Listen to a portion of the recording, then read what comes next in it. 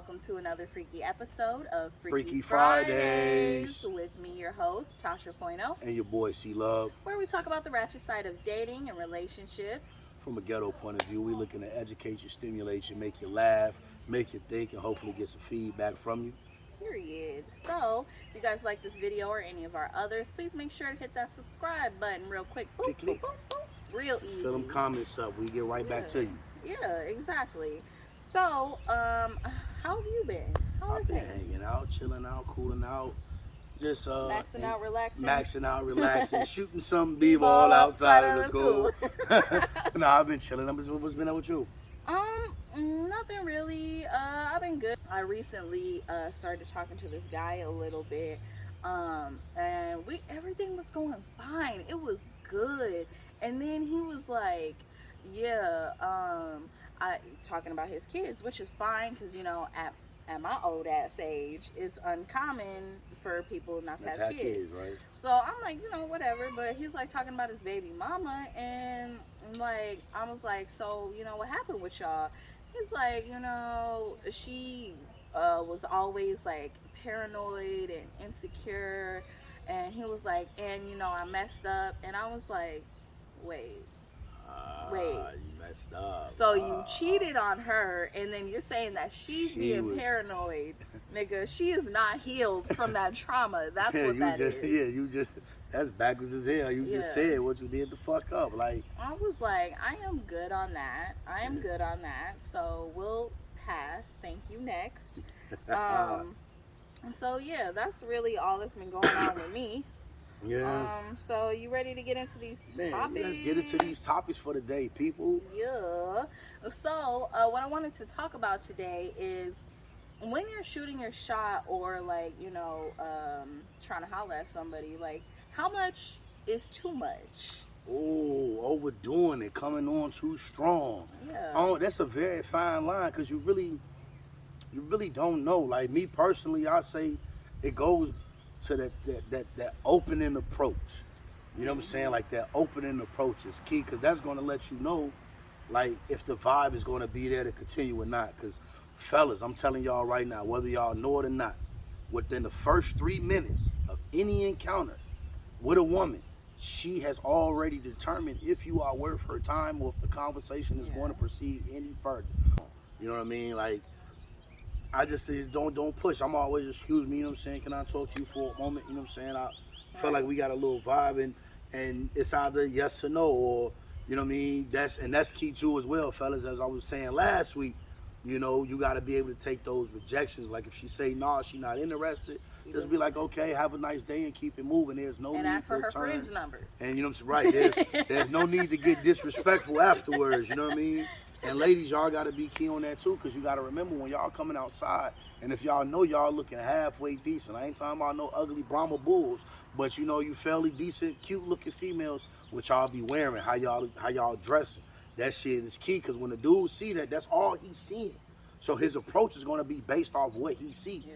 You know what I'm saying? Now women, I do know, depending on the guy, how he look, y'all either going to accept it or reject it. You know what I'm saying? And if women, y'all feel like y'all approach a dude too, y'all gotta figure out how would I don't know if a woman can a woman come on too strong? See, okay, I'm gonna talk about that, but I do want to say this, that when a guy approaches a woman and he's looking at a woman to like step to her, he's looking at somebody that he potentially wants to fuck. Yeah. So with that, I feel like women, what they're looking for is what you got for me. And now that sounds bad, but it's the truth though. I'm looking at your haircut, I'm looking at how you're dressed, I'm looking at your shoes. Yeah, I'm looking at all of that. And the funny thing, I say that like there's a catch-22 on that though, because I've been in situations, because sometimes I might come out the crib and I might be looking bummy. And we all know those bummy little those store runs to grab a blunt or some shit like that. And you might see something, you might not be looking your best. You know what I'm saying? And women will turn their nose up at you, not knowing that they might have fucked around and miss this really, nigga out they here, really missed their shot. You know what I'm saying? Some slides and a wife beater to the gas station. You know what I'm saying? And you don't know that. And on the flip end of that too. in your car? We looking at your car too. And on flip, because I know some guys myself personally, they stay diamond up, neck jeweled up. They stay fresh. They stay in a nice car. You know what I'm saying? But the whole time they really live in their home with their granny still. They don't even got their own residence. Now I've seen a lot of chicks that fall victim to that based on what a dude look like. Definitely the approach game is definitely different because everybody feel like they got a certain status or what they won't settle for or go beneath. And a lot of times people don't even be really having that they own self. Exactly. You don't want to. You want a dude to have this, but you ain't got that. Right. You know what I'm saying? Don't like, ask for something that you don't have yourself, or make it known at the time. I want a nigga that's doing better than me. Yeah. And I want a nigga that's doing better than me.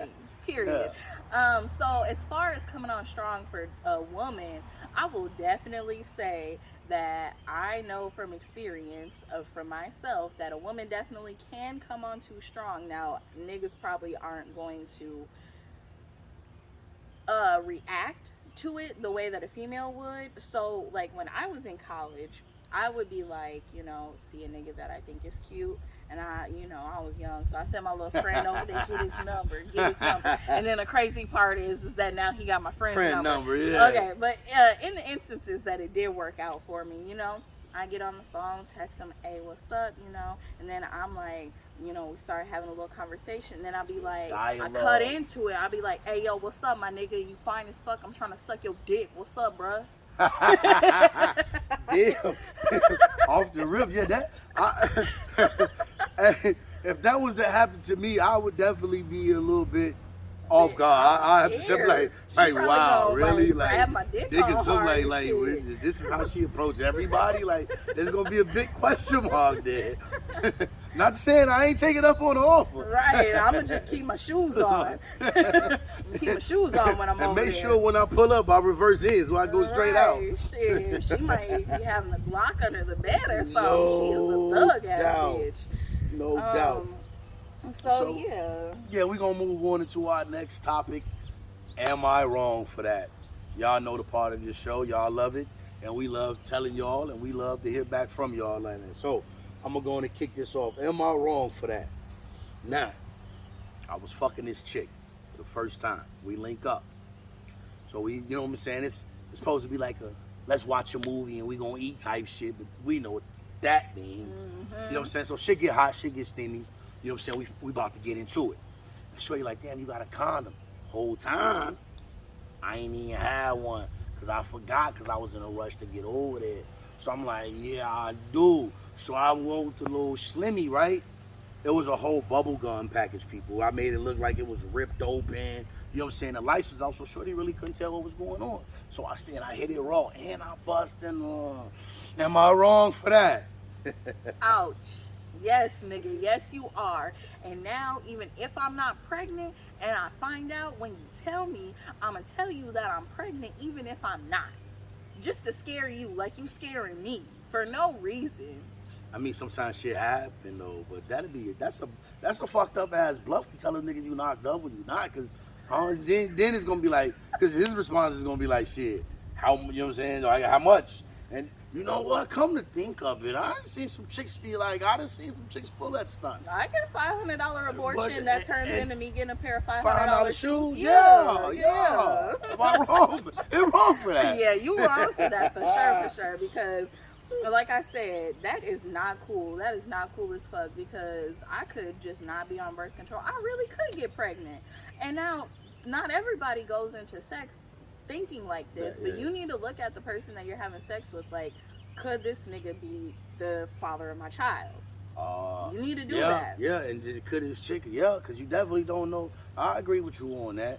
You know what I'm saying? And yeah. So what you got for us? So on the flip side of that, on the other hand, so I was fucking this rich ass nigga, he got a little, 6 figures on the high end of the 6 figures. Yeah.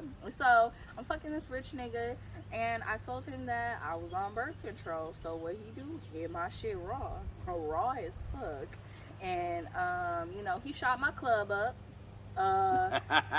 So fingers crossed. Hopefully I get a baby in this motherfucker.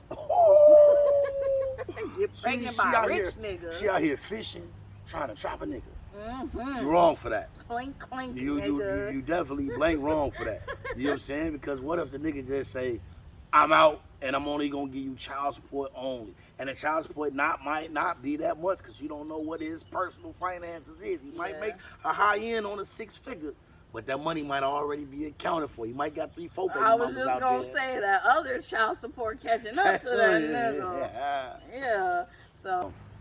So, what is your best or worst sexual experience? Well, I'm gonna jump in right into it. I know what my worst sexual experience. I never fucking forget it. Yeah, fellas, y'all ever met a chick and she got all the right equipment? It's like a public service announcement. Have you ever met a girl that had all the right equipment but didn't know what the fuck to do with it? Oh my God.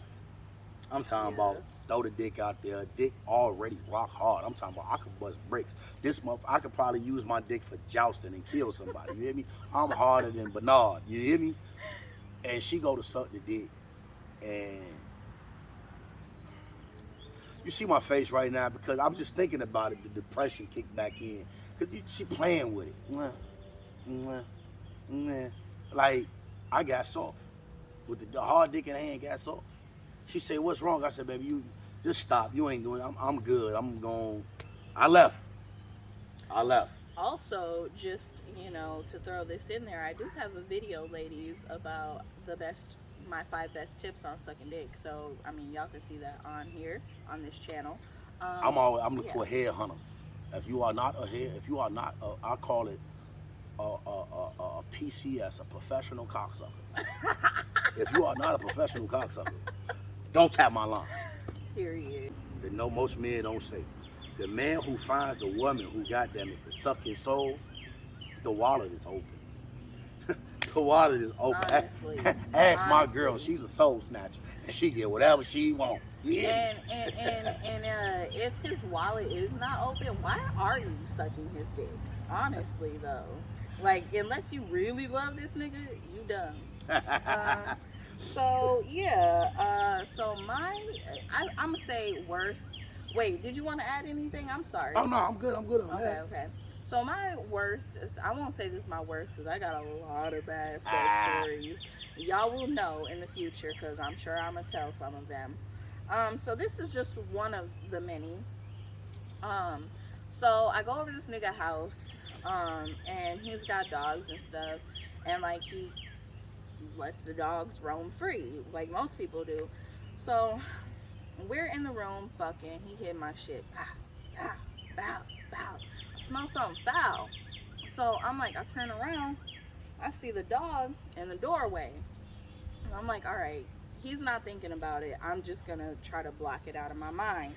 So I turn my head back. And I'm like, all right, just focus on the dick. Focus on the dick. Okay. And then bow, bow, bow.